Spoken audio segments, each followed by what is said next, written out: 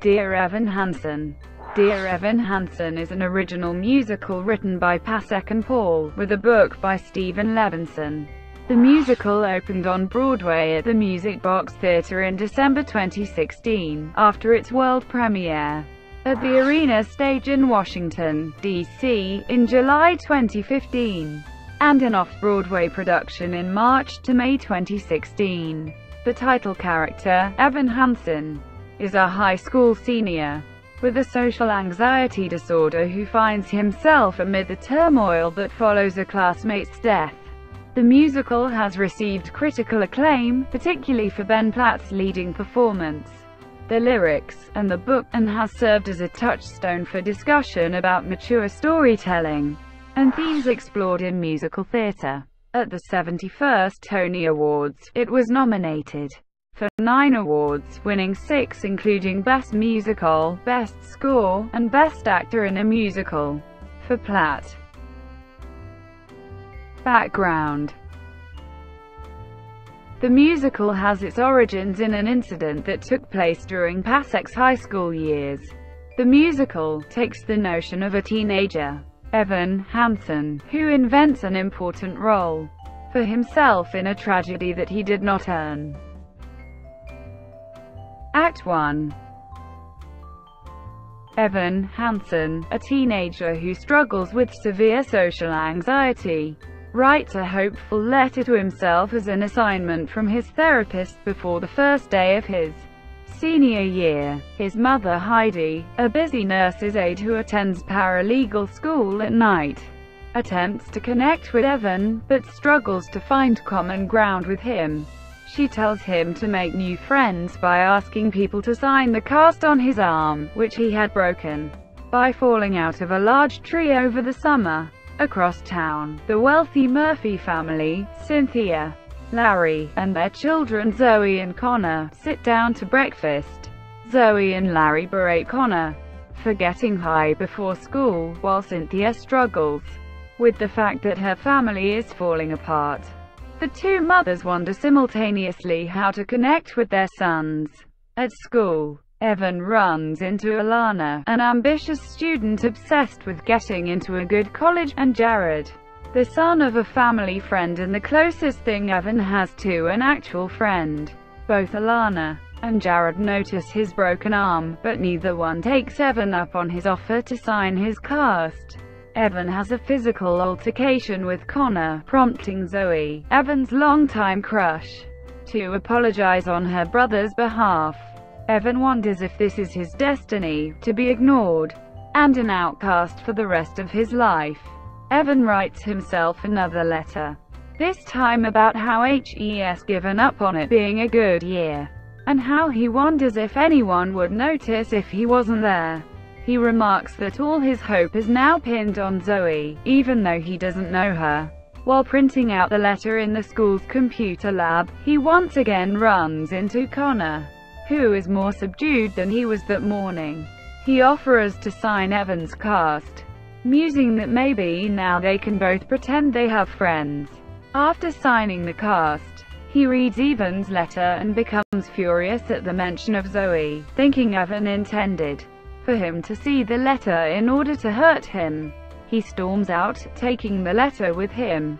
Several days pass with no sign of Connor or Evan's letter, leaving Evan in an intense state of anxiety over what Connor might have done with it. That day, he is called to the principal's office, where Connor's parents are waiting to meet him. They tell Evan that Connor had died by suicide a few days before, with Evan's letter in his pocket. Believing it to be Connor's suicide note, addressed to Evan, they ask Evan if he and Connor were close, as Conchaba had never mentioned having friends before. Evan attempts to explain, but becomes overwhelmed, panicking, not wanting to further their grief, and trying to find a way out of the situation. Evan agrees to go to their house to talk about Connor. He confides all this in Jared, who advises him to just nod and agree. Instead, Evan begins to fabricate an intricate story of his and Connor's friendship after seeing how distraught Cynthia is over the loss of her son. Evan claims that he and Connor kept up a secret email correspondence, and tells them a fictional version of the day he broke his arm in which Connor was with him the entire day. Later, Heidi reminds Evan that he needs to begin applying for college scholarships, but Evan is too distracted by his fabricated friendship with Connor to take her very seriously. She mentions hearing about Connor's death, but Evan tells her not to worry, that he didn't know Connor. After realizing he needs evidence of his supposed secret email account, Evan enlists Harrod's help in creating fake backdated email conversations. After Evan shows the Murphys Connor's emails, Cynthia is ecstatic that her son had a friend, and asks to see more of the emails, but Larry is more hurt that Connor took his family and his privileged life for granted. Zoe, who was never close to Connor, refuses to mourn him, because she truly does not miss her brother, because of his abusive behavior towards her. However, after Evan shows her the suicide note, Zoe notices that she is mentioned, and asks Evan if Connor ever spoke about her. Evan, unable to tell her the truth, tells her all the reasons he loves her, but pretends that Connor said them. Overcome with emotion, he impulsively kisses Zoe, but she throws him out. Evan notices that people are starting to forget about Connor, and wants to prevent what happened to him from happening to anyone else. Spurred on by his perceived spirit of Connor, Evan enlists Alana and Harrod's help in founding the Connor Project, an organization dedicated to keeping Connor's memory alive and helping those like him. The three pitch the idea to the Murphys, who agree to support the project. At the official launch of the Connor Project, Evan gives an inspiring speech about his loneliness and friendship with Connor, which goes viral after it is posted online. Zoe, overcome by the impact her brother and Evan have had on people, kisses him. Act 2. Evan and Alana pitch a fundraising idea on the Connor Project's website. In memory of Connor, they want to raise $50,000 in 3 weeks to reopen the abandoned apple orchard that Evan and Connor supposedly spent time in. Evan, spurred on by his new relationship with Zoe and his newfound family in the Murphys, begins to neglect his mother, Jared, and the Connor Project. Heidi tells Evan that she saw the video of his speech on Facebook, and asks him why he didn't tell her about the Connor Project or about his and Connor's friendship. He angrily responds that he didn't have the time, because SHES never around. He then rushes off to the Murphys, telling her that help's going to Harrod's. At the Murphys, Evan bonds with Larry, and confides in him that his father left when he was young, has remarried, and no longer keeps in touch with him. At Heidi. Sometime later, at Evan's house, Evan makes an offhand comment to Zoe about how he and his mother don't have much money, and he needs the scholarships to pay for college. When he begins to mention Connor, Zoe tells him that she doesn't want their relationship to be about Connor, but about the two of them. Evan gets in a fight with Jared, who claims that Connor's dying was the best thing that ever happened to Evan. He is no longer invisible, and has landed the girl of his dreams. Later on, Evan goes to the Murphys only to discover that Zoe had invited Heidi for dinner. Heidi, who had no idea that Evan had spent time at the Murphys, is mortified when Larry and Cynthia offer to use the money that they had set aside for Connor's college fund to send Evan to school instead. After returning home, Heidi and Evan fight, and Heidi angrily points out that the Murphys are not Evan's family, she is. Evan fires back that the Murphys are actually there for him and take care of him, since SHES never around. Heidi tearfully berates him for running off to his shiny new family, while Alana begins to find inconsistencies in the fake emails Evan received from Connor and suspect that the entire story has been a lie. Beginning to panic, Evan asks Jared to help him clear up the inaccuracies, but Jared refuses, saying that Evan had neglected him and was only friends with him when he needed him. Feeling guilty and overwhelmed, Evan decides he has to come clean with what he's done. Connor's spirit attempts to talk him out of it, citing the happiness he has given the Murphys and the fate of Evan's relationship with Zoe. But Evan does not back down, angrily shouting that he needs the whole thing to be over. Connor, unconvinced, asks Evan how he broke his arm. Did he fall by accident or actually let go? Evan denies intent, but Connor tells him that if he tells the truth, all he has will be gone, and the only thing he will be left with is himself. He disappears, leaving Evan alone. Evan contacts Alana, who is becoming more and more convinced that Evan made up his friendship with Connor. In desperation, Evan tells her that he can prove it, and sends a copy of the suicide note to Alana, hoping that it will get to her off his back. Inspired, she publishes it without his permission, and it once again goes viral. Evan is distraught and goes to see the Murphys, who have become the targets of hateful comments from people that believe they were responsible for Connor's death. He walks in on the three of them fighting about why Connor really killed himself, and admits that he fabricated the entire thing because he was scared of losing the family he had found in them, apologizing and then immediately running out. Evan finds Heidi waiting for him at home. She had seen the letter online and immediately knew that it was one of Evan's therapy assignments. Evan vaguely admits that his fall was actually a suicide attempt, saying that Heidi will hate him if he tells her straightforwardly what he tried to do. She apologizes to Evan for not seeing how badly he had been hurting.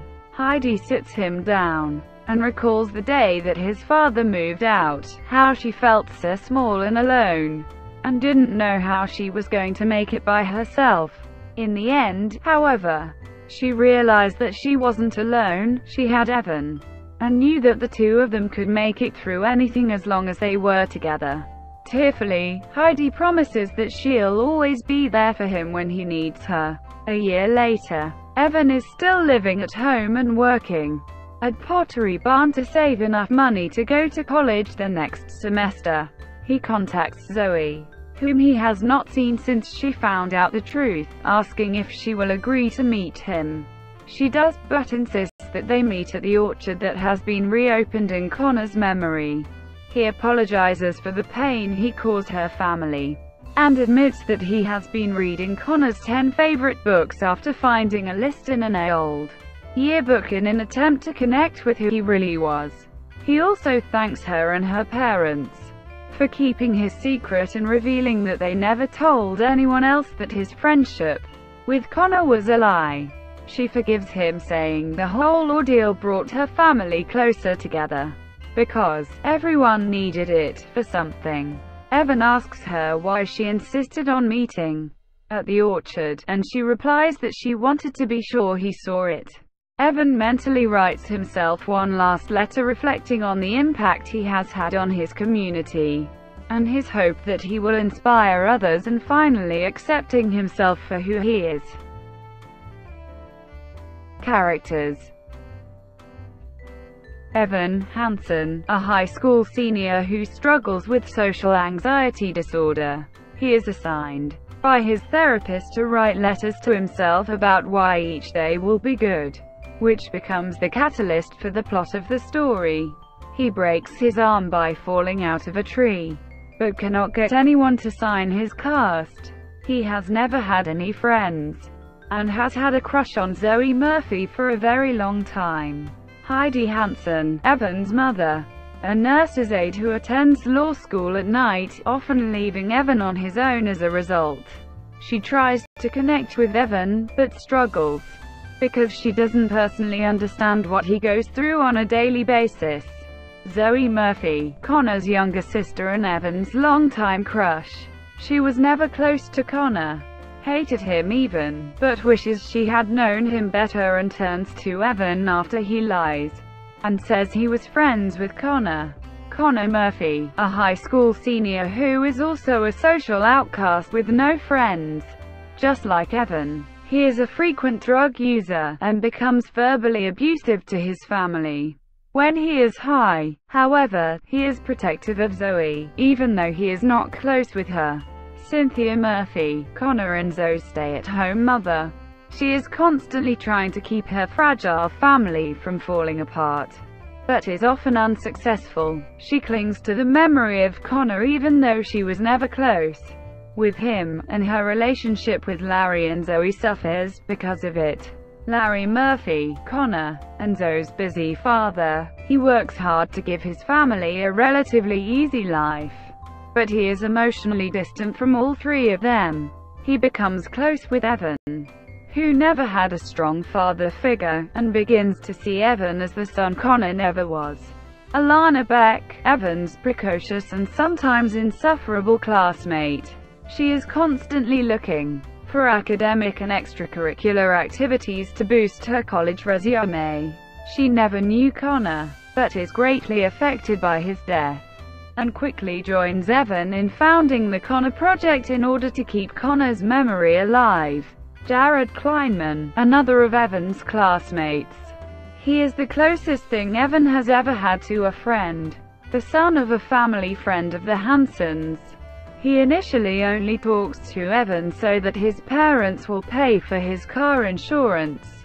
Evan enlists his help in crafting fake emails from Connor, and slowly becomes a true friend to him.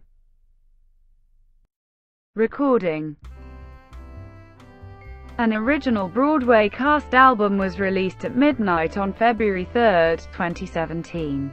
The second song on the album, Waving Through a Window, was released as a special early download for those who pre-ordered the album.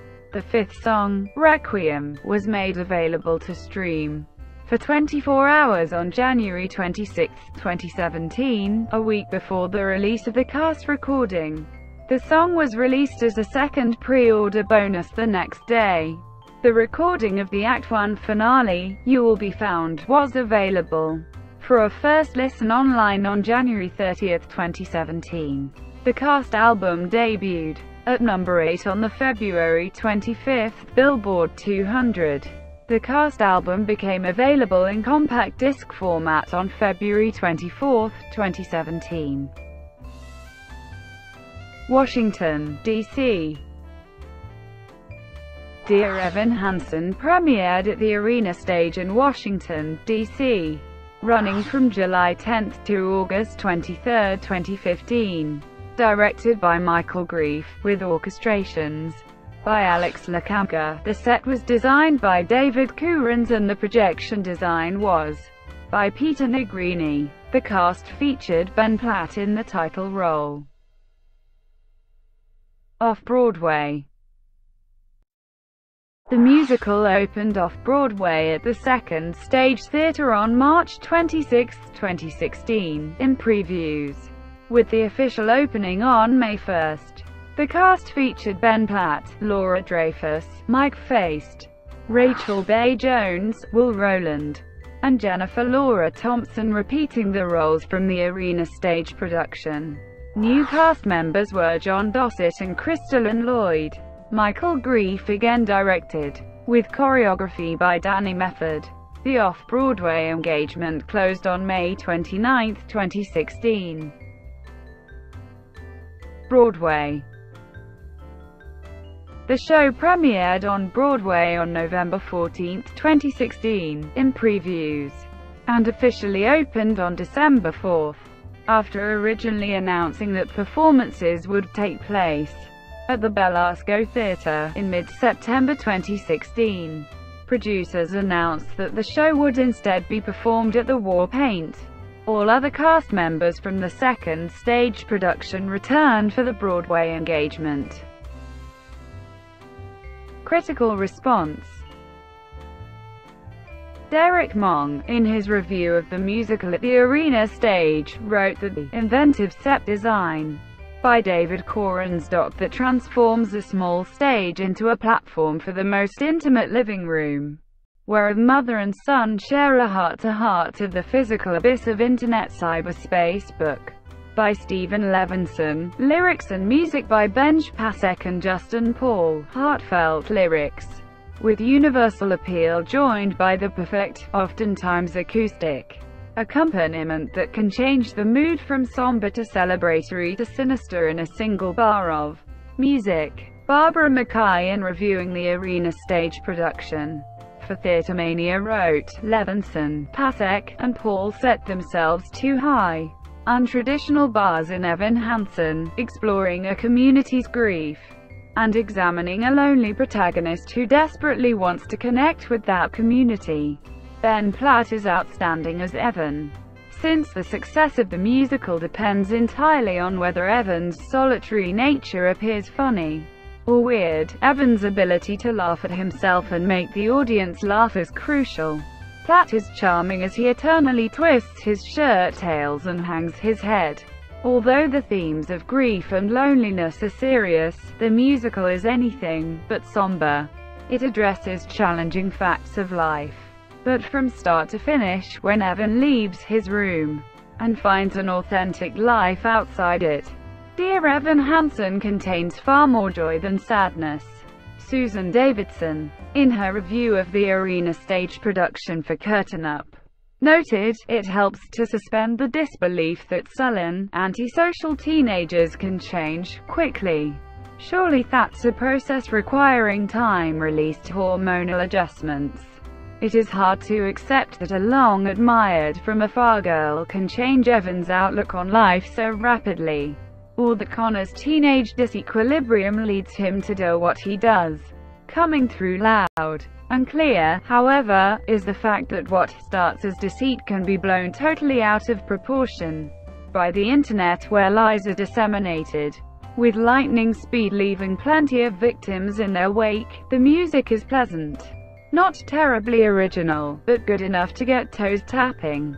Ben Pasek and Justin Paul's ballads stand out, particularly Heidi's So Big, So Small, Evan's Words Fail, and Zoe and Evan's Young Sweethearts duet, Only Us.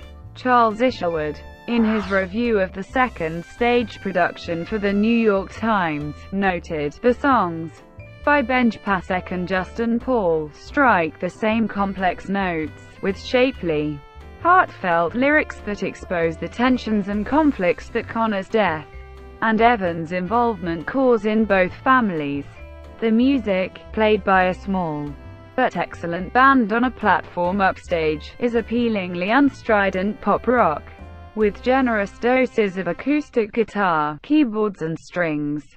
It's the finest, most emotionally resonant score yet from this promising young songwriting team." Dear Evan Hansen is a recipient of the Edgerton Foundation New Play Award. Dear Evan Hansen has been called an immensely engaging and empowering work of musical theater that reputedly allows both critics and audience members to relate and find meaning within its narrative. The exposed, vulnerable, and anxious character of Evan Hansen has been said to resonate deeply with people due to the intrinsically perturbed and anxious nature of the human psyche. This sense of empowerment is said to permeate the lining of the show and engage with people of a large and vast socio-cultural background. Ben Platt, the originator of the role of Evan Hansen, attributes this socio-cultural empathy of the character to people feeling that their loneliness or isolation is unique. Evan allows people to feel they aren't alone in that. Thank you for watching. Please like and subscribe below.